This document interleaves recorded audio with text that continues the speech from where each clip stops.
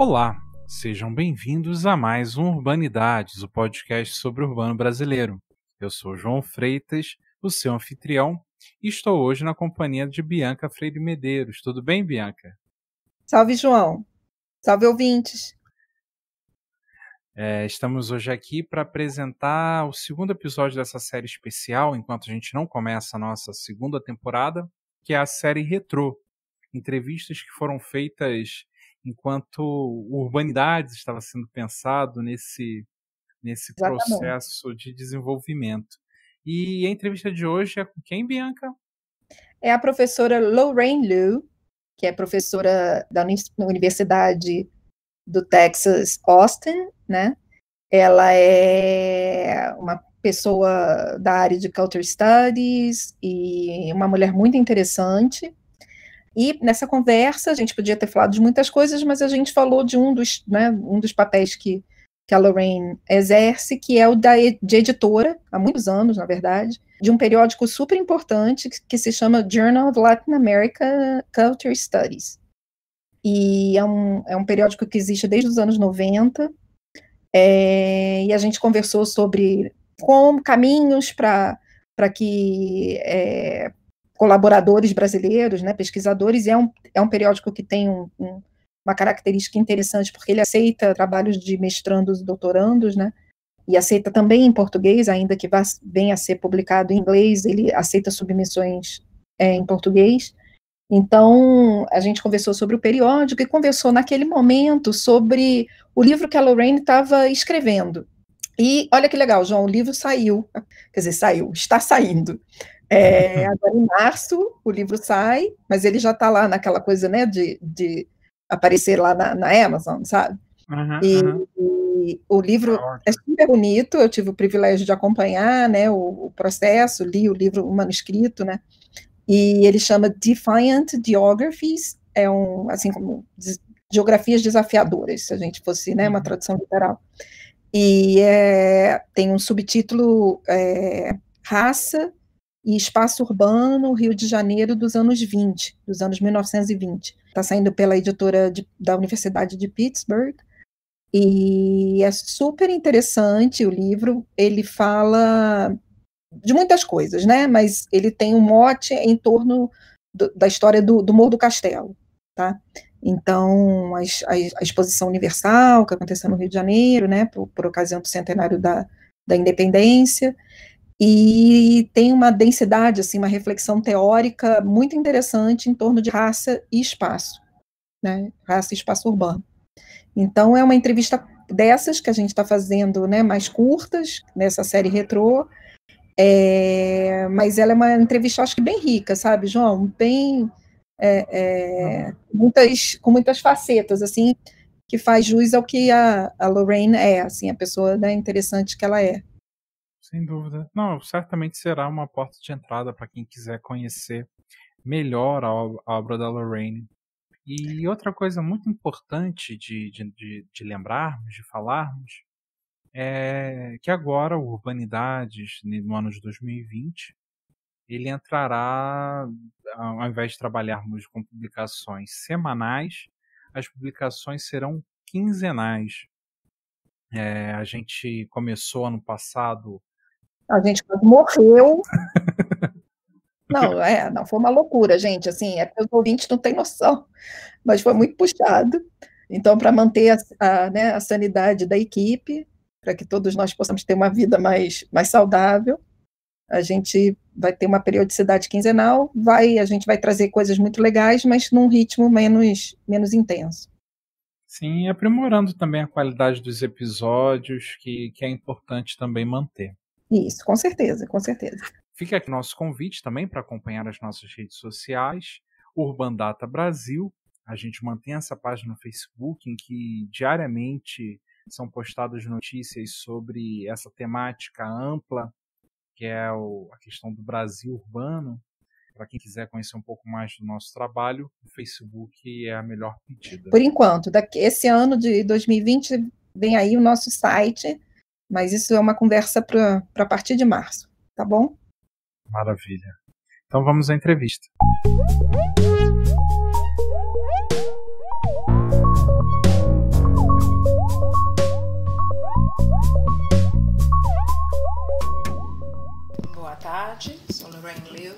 Associate Professor no Departamento de Spanish and Português e também no Instituto de Estudos Latino-Americanos da Universidade de Texas. Ei, Lorraine, muito obrigada por estar aqui, por conversar, por poder conversar com os ouvintes do Urbanidades.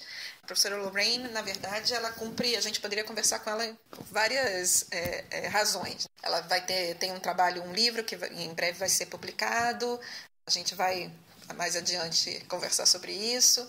Mas é uma pessoa que tem trabalhado com estudos brasileiros há muito tempo, sobretudo nessa faceta, né, da música, do cinema e dos estudos urbanos, que nos interessa em particular. Mas hoje a gente vai conversar com Lorraine como editora, quase 2 décadas, de um periódico internacional muito relevante no campo dos estudos latino-americanos. E a gente vai conversar um pouco como é que é, né, o perfil desse periódico, dessa publicação, e o que você, ouvinte do Urbanidades, precisa para chegar a ter a sua pesquisa, o seu paper publicado, né, num periódico tão relevante quanto o Journal of Latin American Culture Studies. Ok, tudo bem. Então, eu gosto muito dessa oportunidade de falar um público mais amplo, além dos Estados Unidos aqui, e para falar da revista que, na verdade, ocupa muito do meu tempo durante, como a professora Bianca falou, as últimas quase 2 décadas. De fato, o Journal, a revista, vai cumprir em 25 anos de funcionamento, de publicações, daqui a pouco, e vamos comemorar esse logro de publicações contínuas durante todo esse tempo com a conferência na cidade de México. Primeira vez que vamos ter a nossa conferência na América Latina. Que bacana.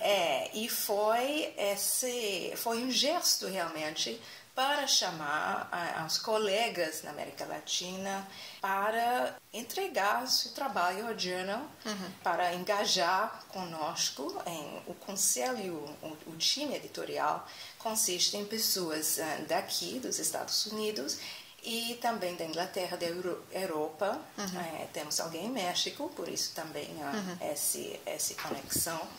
E sempre estamos seguindo muito perto os desenvolvimentos sobre a política da cultura, produção cultural no Brasil.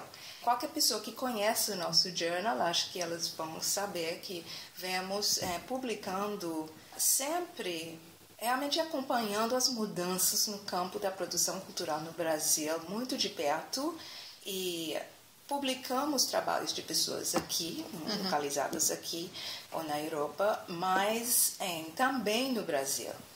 E muitas vezes nós fazemos questão de entrar em contato com colegas lá para pedir, olha, queremos realmente uma perspectiva de lá, alguém que está testemunhando esses eventos. Por exemplo, toda coisa sobre o impeachment da Dilma, por exemplo, nós temos uma secção chamada de crônicas que tenta responder de uma forma mais imediata à cena política e cultural na América Latina.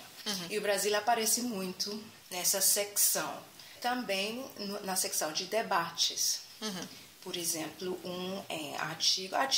uma intervenção curta, recente, sobre a aparência do extreme right, por assim dizer, na cena política brasileira, que provocou um debate, acho que aqui e também com colegas lá no Brasil, e um colega já pediu para responder a esses colegas brasileiros que começaram esse debate, essa discussão nas páginas do Journal. Então, estamos muito interessados em ter essa perspectiva dos nossos colegas de lá.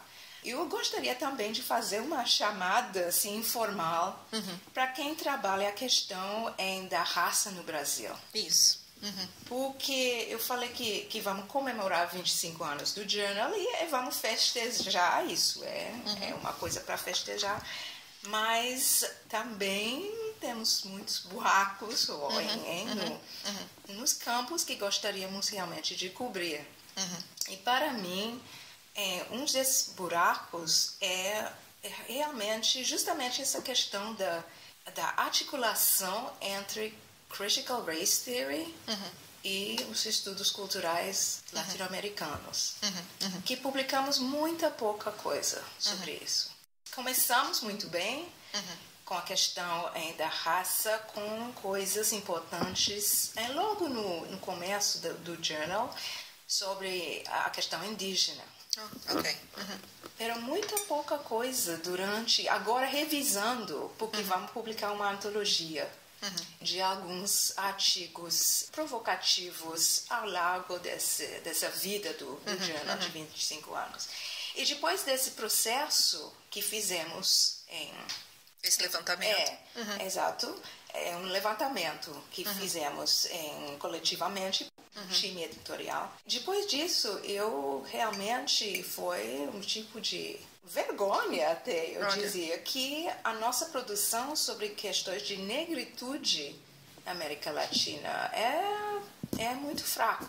E, assim, nessa identificação desse buraco, dessa ausência, vocês chegaram a refletir por quê tão pouco se escreve a respeito, ou pelo menos por que tão pouco chega a esse periódico específico? Bom, ao meu ver, como todo editor de uma revista acadêmica sabe, até certo ponto você vai pela onda, né? Você recebe, artigos são entregados, você avalia e publica, depende da qualidade, ou entra num processo de melhorar. Passa pelos pareceres, né? Pelos pareceristas. Exato.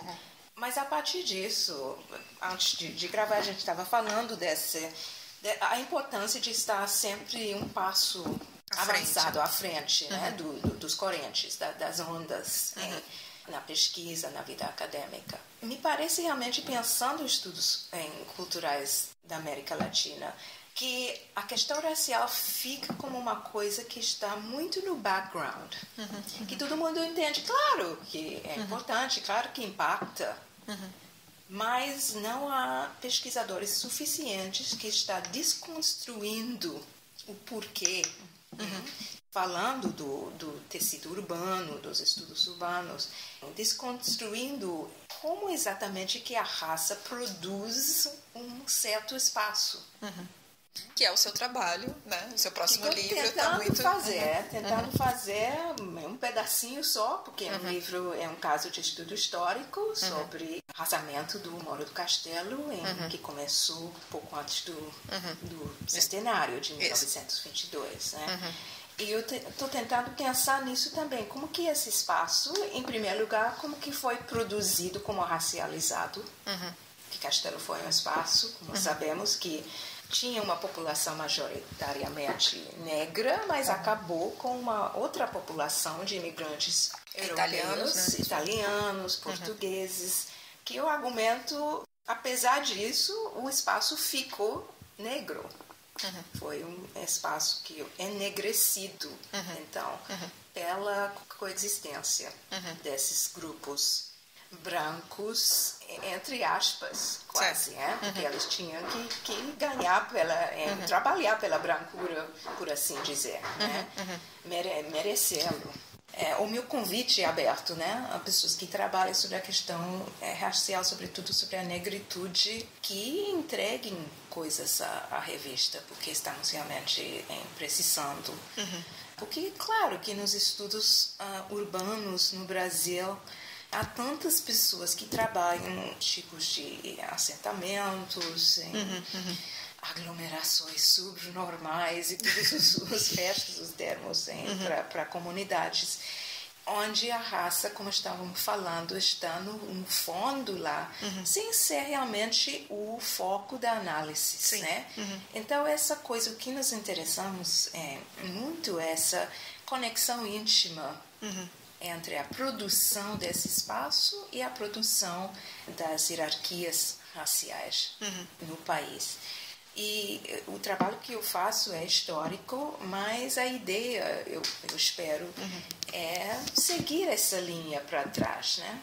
Como que chegamos até essa distribuição e ocupação do espaço criado pela questão da raça e, enfim, da white supremacy, que produziu o espaço da cidade, que era o capital, na época que eu pesquiso.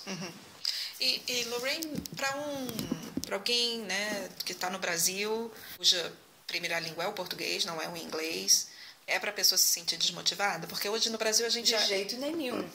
Não, nós aceitamos artigos em inglês, português e espanhol. Se fossem aceitos, então temos recursos para traduzir. Se o autor, a autora tem esse recurso, então tudo bem. Se não, a gente pode ajudar nesse respeito. Olha, pessoal, então, não se deixar desmotivar pela questão da língua, mas a gente sabe também, né, Lorraine, que não é só exatamente uma questão de tradução, mas de um certo formato que a publicação internacional, em comparação, às vezes, com a publicação no Brasil, existem outras demandas. Então, o que um periódico como o Journal of Latin American Culture Studies espera de um artigo? Né? Uma boa pergunta. Realmente, a nossa função é acompanhar mudanças no cenário da política da cultura. No seu sentido mais amplo, né? Exato.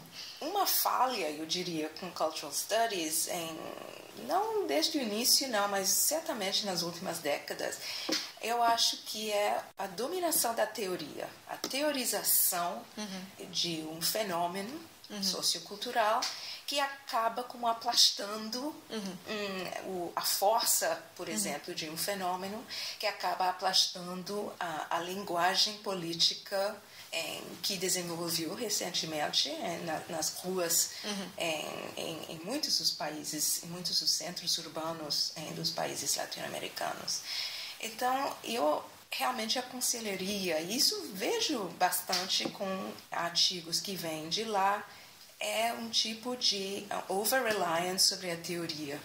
Quando o que nós queremos realmente, e o diálogo, claro, com teoria, o nosso business conceitual, né? Exato, é teorizar a produção cultural, mas também é uma crítica comum que Cultural Studies vem sofrendo, e que é aquela disconnect, né, entre a teorização e as mudanças políticas dentro dos campos que estamos estudando. Então, vocês estão, quer dizer, né, a revista está aberta a contribuições, vamos dizer, metodológicas muito diversas, né?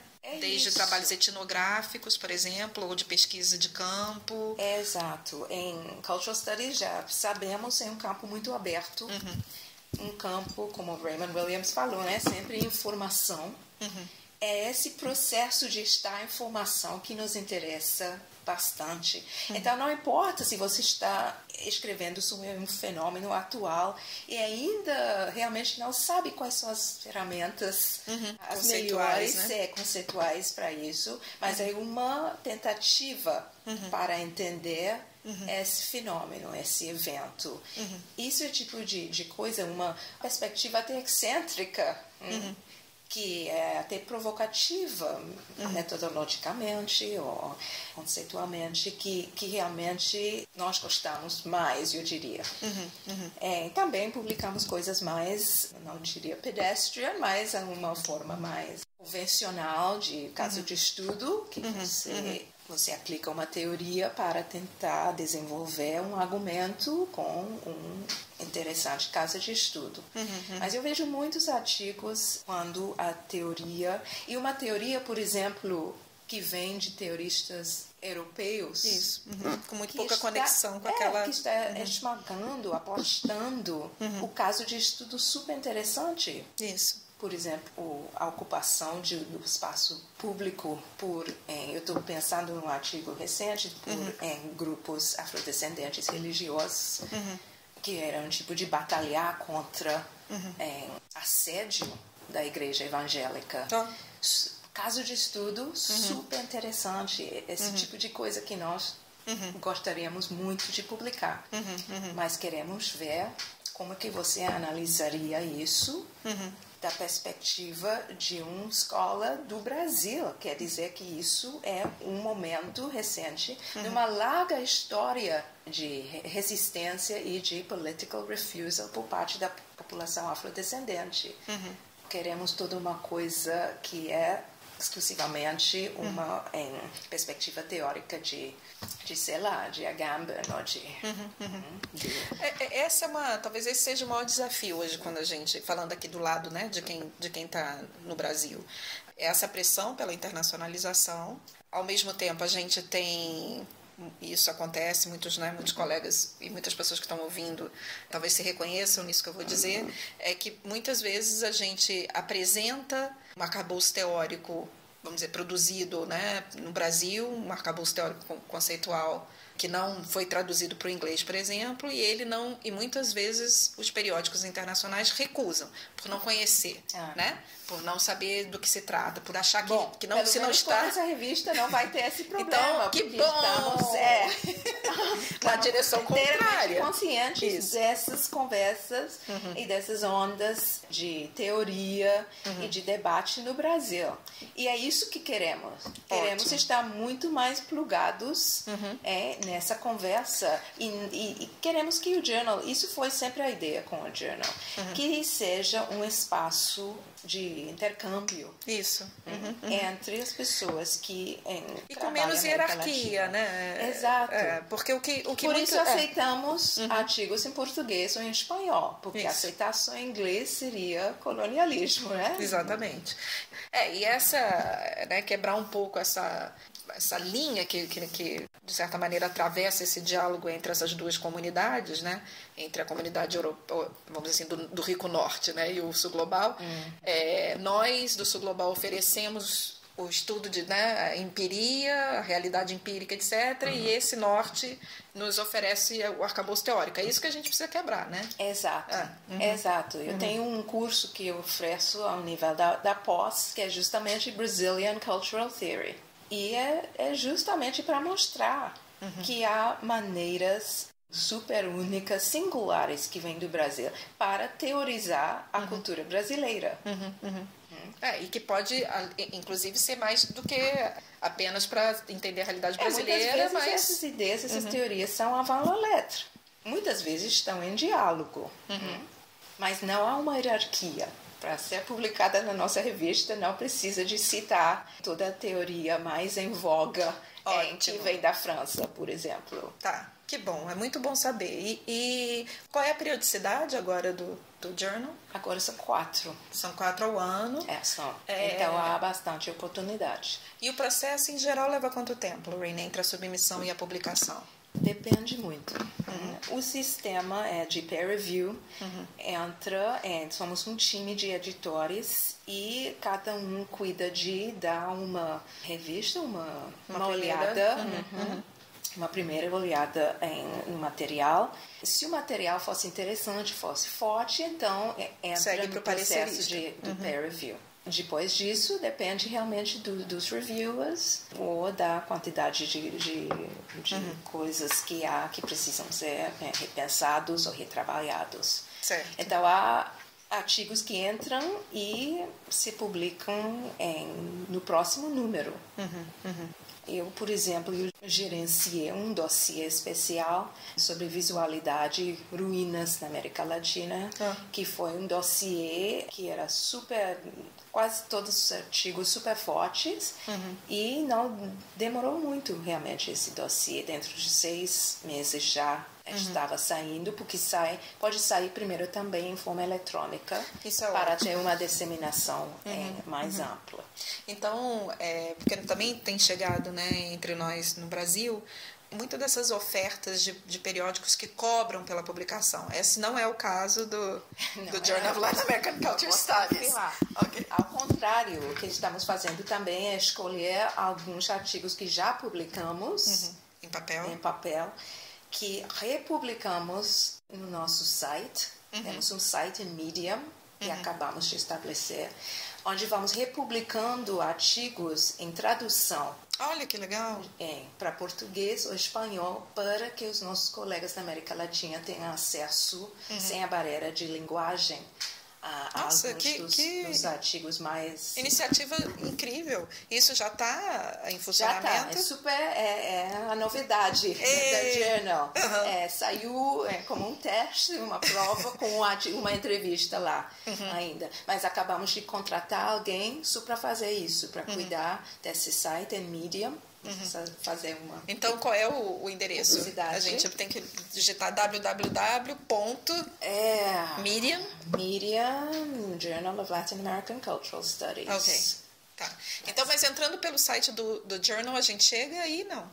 Não, porque isso é uma coisa que estamos fazendo, uma iniciativa separada da casa editorial. Porque, claro que eles não... Eles querem cobrar, não têm tanto entusiasmo Sim. em oferecer de graça artigos da revista. Claro. Mas não podem proibir que nós façamos isso. Então, estamos fazendo da nossa própria conta. Nossa, que iniciativa legal. É super nova, mas fiquem atentos. Então, assim, uma última palavra de incentivo para quem está escutando no Brasil. Vocês só aceitam de professor doutor ou um estudante doutorando? Não, de todo mundo. Olha... Eu aconselho, a única dica para doutorando é que a sua orientadora revise, por favor, material e trabalhe esse material até o máximo antes de entregar. Os standards são altos. Sim. Também porque temos esse processo de triagem, né? Que entra primeiro, damos uma olhada e somos um time de pessoas com interesses variados. E às vezes a gente, assim, falando, né, como também editora, né, a revista, né, Nossa Tempo Social, muitas vezes são bons artigos que não se adequam ao perfil da revista, né? Não quer dizer que eles não possam ser publicados em outro lugar, né? Então, pode também mandar um e-mail a qualquer um de nós do time editorial falando esse é o resumo, você acha que isso está adequado? Ou seria de interesse ou não. Mas não, publicamos de doutorandas, com certeza, coisas super fortes, porque muitas vezes são os jovens que estão empurrando a barreira e questionando e desafiando, e nós gostamos de pensar que isso é também a missão da revista. Então, que bom, Lorraine, muito obrigada, e fica aí a dica.